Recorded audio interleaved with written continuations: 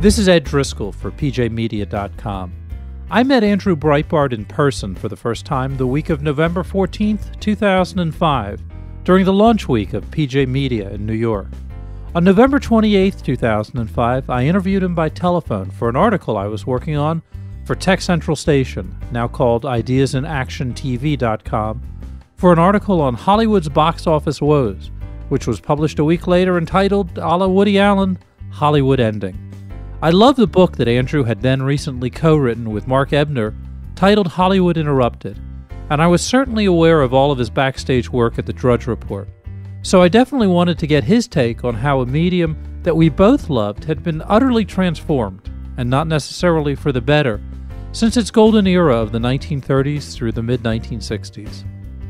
This interview was originally recorded onto a cheap mono tape recorder, originally for the purpose of my pulling quotes for my Tech Central Station article. And while I've done a considerable amount of restoration work on the audio, it's still much cruder sounding than the podcasts and radio shows I've been producing for PJ Media in the years since. But with Andrew's recent and untimely passing, I thought it would be well worth sharing. So apologies for the sound quality, but I think hearing Andrew riffing on the topic of how the Hollywood of old became, as he would say, interrupted, is well worth listening to. So let's go back to late 2005, and the first question I put to Andrew, which was, given that Hollywood had recently announced that film attendance had dropped a staggering 12% from the year before, how much of that was due to the obsolescence of movies themselves and the arrival of technological competitors such as video games, and how much was due to Hollywood's arrogance and anti-American, certainly anti-red state biases? And Andrew replied, well, I'll give you my opinion, and you can frame it however you'd like. I Sure. Give you as much background as to where I am. I wrote Hollywood Interrupted with Mark Ebner because the two of us, though we don't really agree on politics per se, though, I must say that since we started working together, I've played him way more to my point of view. Right.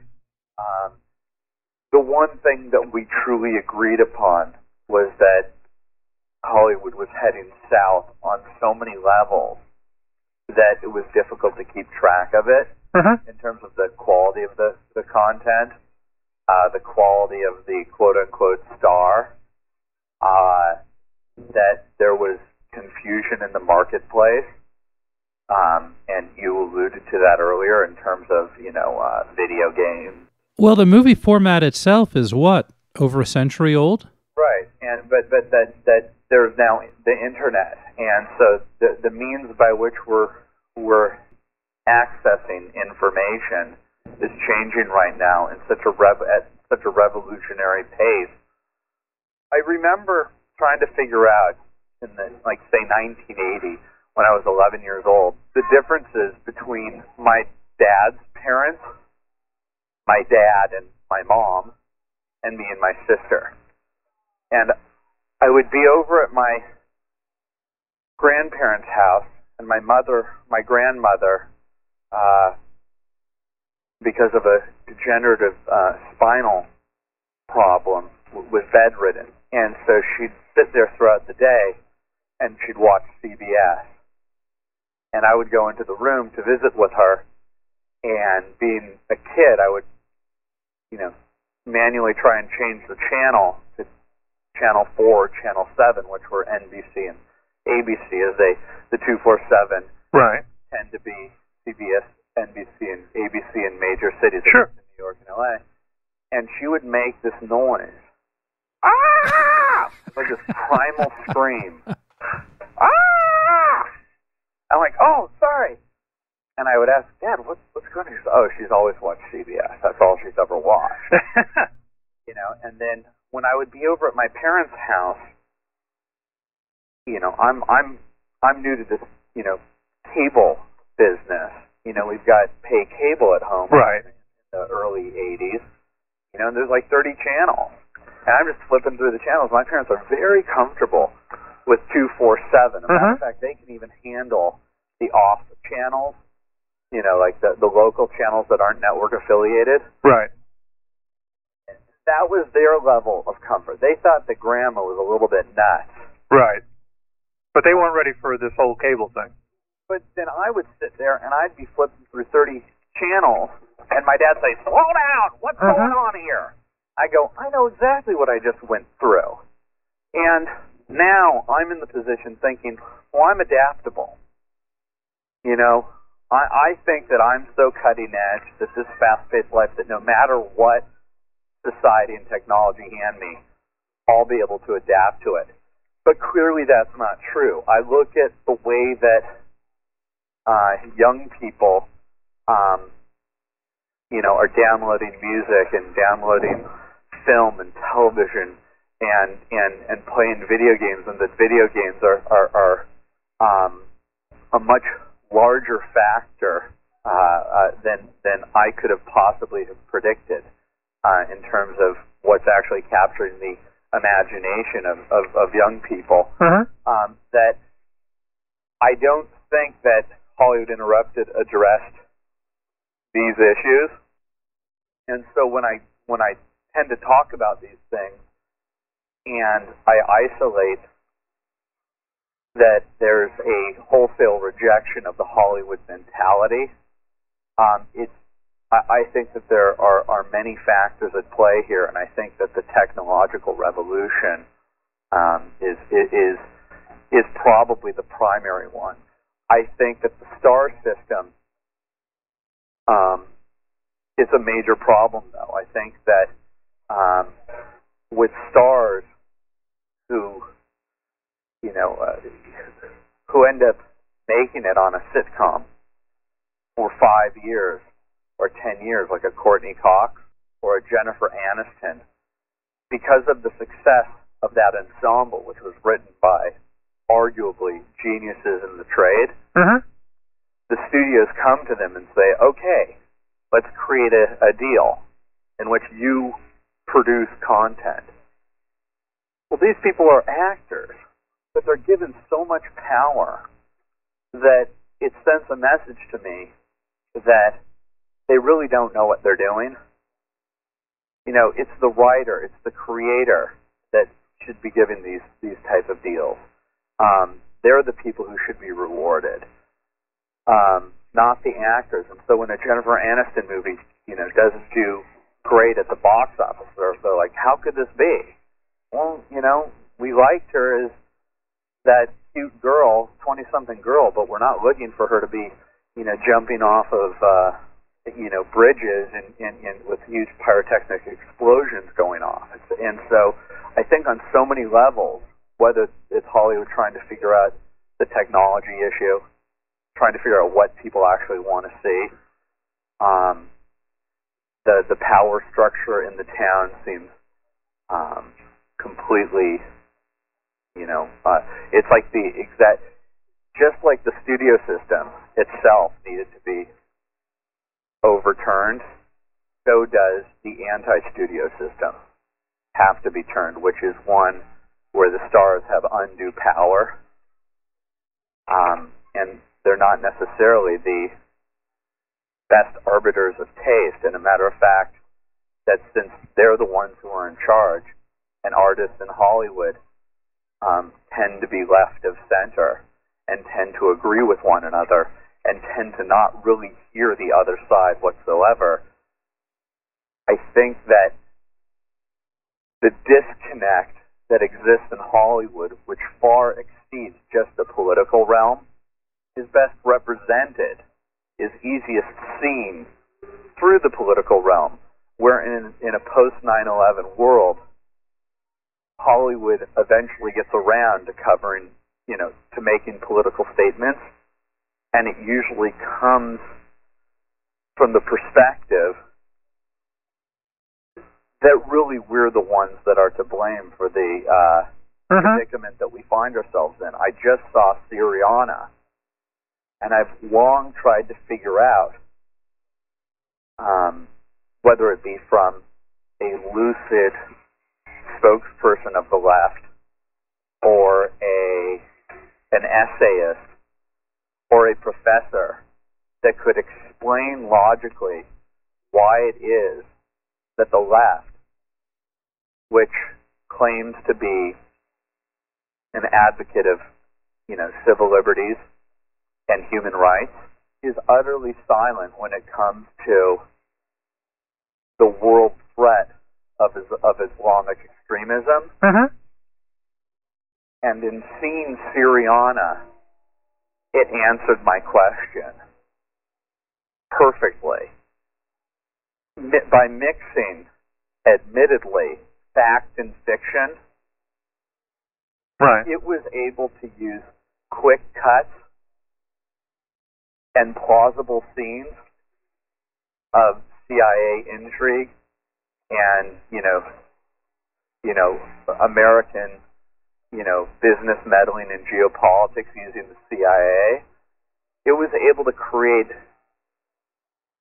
a feeling within the audience. And I saw this in Los Angeles, I saw this in Santa Monica, and there were yeses and like the type that you hear at certain, say a Baptist church. Right. People were going, yep, that's exactly what's going on. And in the very end, you have America as the villain. Well, this is the situation you get when you get into bed with dogs.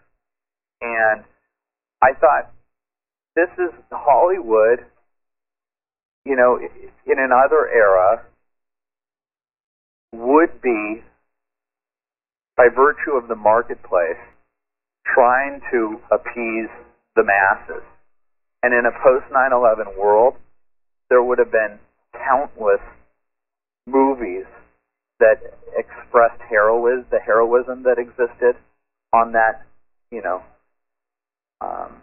utterly important day. But ultimately, these people do not let their pocketbook determine what they're going to do, as many on the left would suggest. They think that would only fuel the jingoism. So I've stated that I think the primary concern is one of utter confusion in the marketplace, because it's chaos out there and technology is happening so quickly, and the corporate infrastructure, the corporate realm doesn't really understand how to adapt to it that quickly and what it means, especially when one can get things that they used to pay for free. I mean, for a lot of money for free. Mm-hmm. But I would say that the problem is profoundly enhanced by the cultural disconnect that the people who are trying to keep up, a good front that all's fine out here, Right. are so utterly removed from the common sentiment, common sentimentality of the average American. And I think that Hollywood is, to a certain degree, is at war with red country values. Is it its number one concern? Should it be its number one concern? I would say no. I think that they have much, much bigger problems. But for people on the right and for people on the left, it's a very convenient one to point to. Andrew, back in February, the Weekly Standard reviewed Edward J. Epstein's book, The Big Picture. As they noted, Epstein posits that Hollywood is an endlessly profitable echo chamber. How much is Hollywood protected by revenue beyond the American box office? And how much does that insulate them to allow them to do these kinds of anti-Bush, anti-war on terror, anti-conservative movies? And how long can it last? Well, I've always felt that there were that in the Harvey Weinstein era, Mm-hmm. the Miramax era, Right. that we were creating, two cinematic Americas, and that was the schlock, the weekend blockbuster type of stuff. Right. That's so cynical that people on both sides can look at and say, oh, that's just bottom line oriented product, and they're missing because it's so lowest common denominator that it's too bland for people to appreciate, and those type of failures at the box office, are countless, and it's worthy of analysis. That form of picture is totally worthy of analysis unto itself, and a lot of that has to do with the fact that those movies are majorly now produced to appeal to a global audience, so that they, in the past it was like, okay, let's craft this movie to the heartland, and ultimately by crafting it to the heartland, it sent a message to the rest of the world that, boy, I'd really like to come to America. It seems magical there. Mm-hmm. But now there are politically correct sensibilities that aren't just politically correct sensibilities, but they're bottom line politically correct concepts that they're trying to pursue. That's the first type of film that you're talking about, the pursuit of the blockbuster. And there's mostly an apolitical nature to that to that part. But then you have the Oscar, Sundance, Miramax axis. And that's the type of film that is done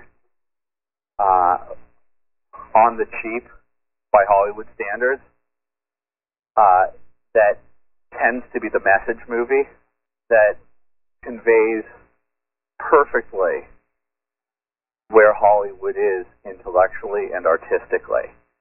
And if you were to isolate that type of movie over the last 10 years, you would see that what Hollywood is elevating is nothing short of nihilism. Mm-hmm. And whether that be American Beauty, or even a Syriana, what you see are movies that pretty much, these people have long ago put America on trial and found America and its underlying consumer-oriented culture to be guilty. And this is their way of, on one hand, producing it, and on the other hand, looking for immediate artistic penance. And I think those are the type of movies that I find myself going to, even though I have to bite my lip, because they are the best made movies, the message notwithstanding. Right. But it's on rare occasion that you find an artsy movie that attempts to elevate or that puts an American. If I were somebody in red country, and I think of myself as being a red country American, I do find it offensive. But I think that the comeuppance is in the rejection of Hollywood. I think it comes in the form of we certainly need our diversions in an age of terror. Where most Americans are worried that an American city will be annihilated by nuclear bombs by people who are fanatics 10 times worse than the Christian right. Mm-hmm. And I think that you need to devote your attention. You can't be 24/7 focused on, the impending problems of that exist in our culture and that exist, within world politics. So I think that what Americans have done is that when handed lemons, they have made lemonade. And so I think that by taking the sourpusses of Hollywood, the ones that deign to treat the average American, or refuse to deign to treat the average American as worthy of of their focus. Mm-hmm. I think that Americans have created a vacuum that has been filled. I think Hollywood has created a vacuum that has been filled by entertainment that is basically Schadenfreude. I think that we now look to watch people fail, especially celebrities, the people who have been handed the most for the least amount of contribution to society. In the past, we used to look up to them and want to dress like them and want to imitate the way that they spoke, the way that they dressed. We'd have pin-ups, and I think that now we're willing to pay Paris Hilton an enormous amount of money just so long as she behaves like an idiot on film. And I think that most successful reality shows that have involved celebrities who are no longer, going on cattle calls to be in sitcoms are going to cattle calls to be in reality series, and the ones that they choose to pick are the ones whose lives would be the most manifestly dysfunctional. And so I think that what you see now is an adversarial relationship between the audience and the celebrities themselves. The celebrities are rewarded out here by maintaining a certain political posture, and so the more they talk up left-wing politics, the more that they're going to warm up to the hiring infrastructure. Hollywood is the one place where affirmative action really couldn't work. If a casting director wanted to pick a black person, who's pregnant, who's 32 to 33 years of age, they're allowed to. You're not allowed to do that type of thing in the real world. And if you're Woody Allen, you're not going to get sued if you hire the same 10 actors for all of your movies. Mm-hmm.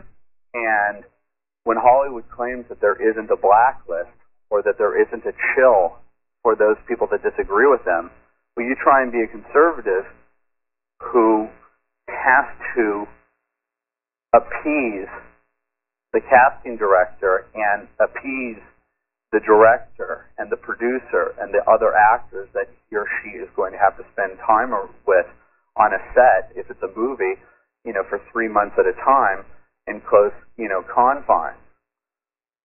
The disconnect is so great that a George Clooney, what's the name? Hello.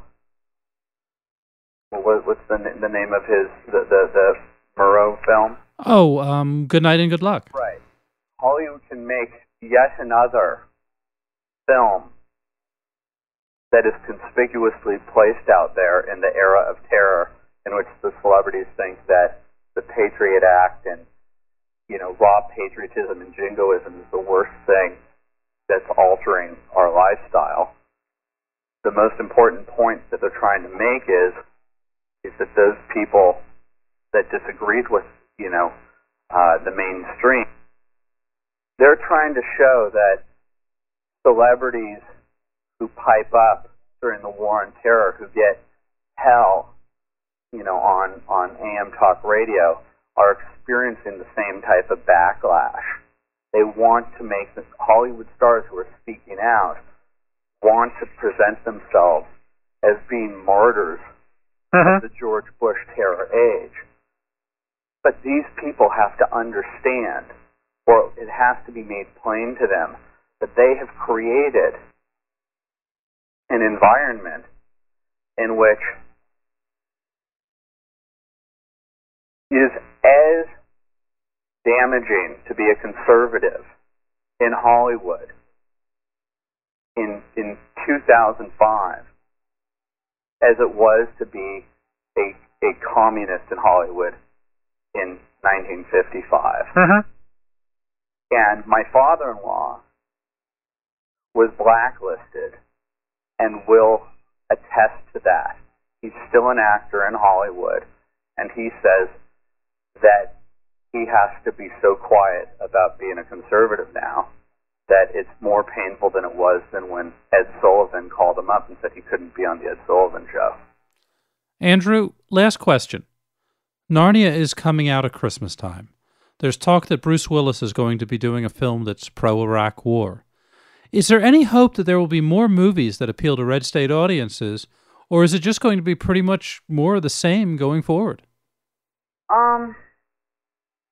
There are some bright spots out there.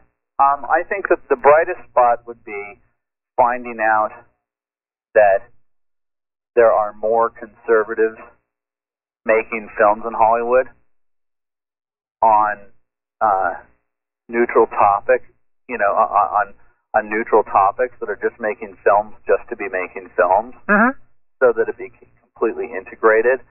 So the idea of there being a niche market. Okay, you've got your liberal Hollywood message films. So okay, conservatives, start making yours and let it compete out there the way that AM talk radio and Fox News and the internet are competing with CNN. That certainly can happen, and I see a market need for something like that. But I think that the ideal situation would be, there are liberals and there are conservatives in Hollywood who make films and who make sitcoms and who make product. So I just don't like this constantly stratified media. And if that happens in the film world, and you've got your Air America production on the one hand, and then you've got your Rush Limbaugh productions on the other hand, it's the type of thing that I think that is, we have our different media where we like to get things, but movies are sort of the last place where we have a shared collective experience. And I think it would be horrible to think that there were ideological ghettos. Of course, Andrew Breitbart spent his whole career fighting against ideological ghettos, beginning with his backstage roles in the Drudge Report and the Huffington Post, and of course creating the big sites, not the least of which is Big Hollywood. So thank you once again, Andrew, for this interview in 2005, and thank you for everything you've done in the years since. For PJmedia.com, I'm Ed Driscoll.